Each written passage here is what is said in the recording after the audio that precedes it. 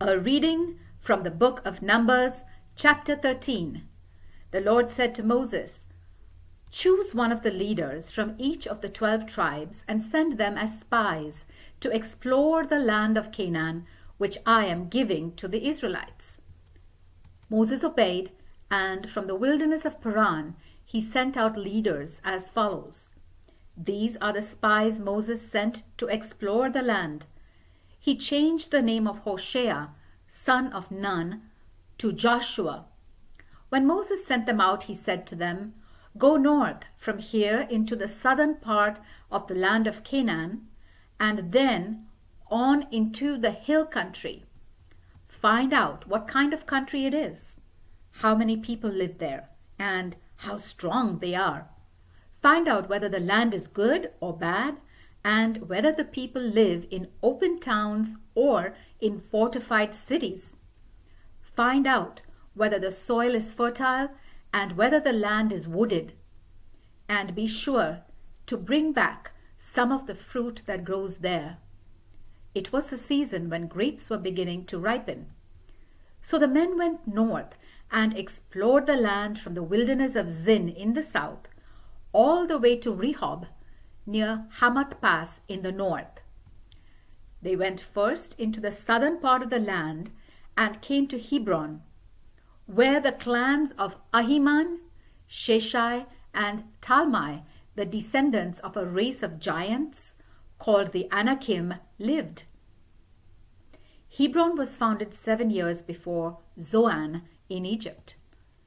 They came to Eshcol Valley, and there they cut off a branch which had one bunch of grapes on it, so heavy that it took 2 men to carry it on a pole between them. They also brought back some pomegranates and figs. That place was named Eshcol Valley because of the bunch of grapes the Israelites cut off there. After exploring the land for 40 days, the spies returned to Moses, Aaron, and the whole community of Israel at Kadesh in the wilderness of Paran. They reported what they had seen and showed them the fruit they had brought. They told Moses, "We explored the land and found it to be rich and fertile, and here is some of its fruit. But the people who live there are powerful, and their cities are very large and well fortified. Even worse, we saw the descendants of the giants there. Amalekites live in the southern part of the land. Hittites, Jebusites, and Amorites live in the hill country, and Canaanites live by the Mediterranean Sea and along the Jordan River." Caleb silenced the people who were complaining against Moses and said, "We should attack now and take the land. We are strong enough to conquer it." But the men who had gone with Caleb said, "No, we are not strong enough to attack them. The people there are more powerful than we are." So they spread a false report amongst the Israelites about the land they had explored. They said, "That land doesn't even produce enough to feed the people who live there. Everyone we saw was very tall, and we even saw giants there, the descendants of Anak. We felt as small as grasshoppers, and that is how we must have looked to them." The word of the Lord.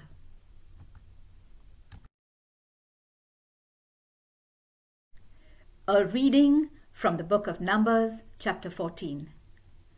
All night long the people cried out in distress. They complained against Moses and Aaron and said, "It would have been better to die in Egypt or even here in the wilderness. Why is the Lord taking us into that land? We will be killed in battle, and our wives and children will be captured. Wouldn't it be better to go back to Egypt?" So they said to one another, "Let's choose a leader and go back to Egypt." Then Moses and Aaron bowed to the ground in front of all the people, and Joshua, son of Nun, and Caleb, son of Jephunneh, 2 of the spies, tore their clothes in sorrow and said to the people, The land we explored is an excellent land. If the Lord is pleased with us, He will take us there and give us that rich and fertile land. Do not rebel against the Lord, and don't be afraid of the people who live there. We will conquer them easily. The Lord is with us and has defeated the gods who protected them. So don't be afraid. The whole community was threatening to stone them to death. But suddenly the people saw the dazzling light of the Lord's presence appear over the tent. The Lord said to Moses, "How much longer will these people reject me? How much longer will they refuse to trust in me, even though I have performed so many miracles among them?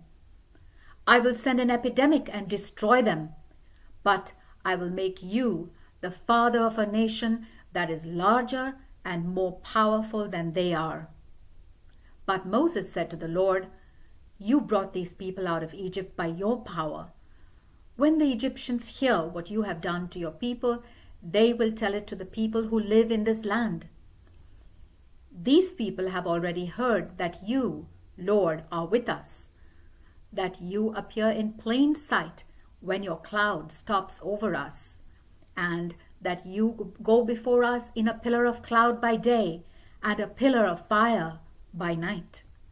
Now, if you kill all your people, the nations who have heard of your fame will say that you killed your people in the wilderness because you were not able to bring them into the land you promised to give them. So now, Lord, I pray, show us your power and do what you promised when you said, 'I, the Lord, am not easily angered, and I show great love and faithfulness and forgive sin and rebellion. Yet I will not fail to punish children and grandchildren to the third and fourth generation for the sins of their parents.' And now, Lord, according to the greatness of your unchanging love, forgive, I pray, the sin of these people, just as you have forgiven them ever since they left Egypt." The Lord answered, "I will forgive them as you have asked. But I promise that as surely as I live and as surely as my presence fills the earth, none of these people will live to enter that land. They have seen the dazzling light of my presence and the miracles that I performed in Egypt and in the wilderness. But they have tried my patience over and over again and have refused to obey me. They will never enter the land which I promised to their ancestors.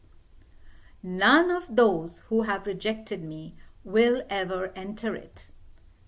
But because my servant Caleb has a different attitude and has remained loyal to me, I will bring him into the land which he explored, and his descendants will possess the land, in whose valleys the Amalekites and the Canaanites now live. Turn back tomorrow and go into the wilderness in the direction of the Gulf of Aqaba." The Lord said to Moses and Aaron, "How much longer are these wicked people going to complain against me? I have heard enough of these complaints. Now give them this answer.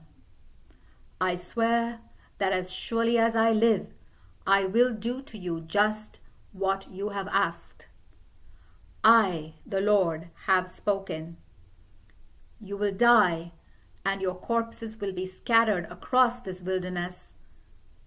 Because you have complained against me, none of you over 20 years of age will enter that land. I promised to let you live there, but not one of you will, except Caleb and Joshua. You said that your children would be captured, but I will bring them into the land that you rejected, and it will be their home. You will die here, in this wilderness. Your children will wander in the wilderness for 40 years, suffering for your unfaithfulness until the last one of you dies. You will suffer the consequences of your sin for 40 years, 1 year for each of the 40 days you spent exploring the land. You will know what it means to have me against you.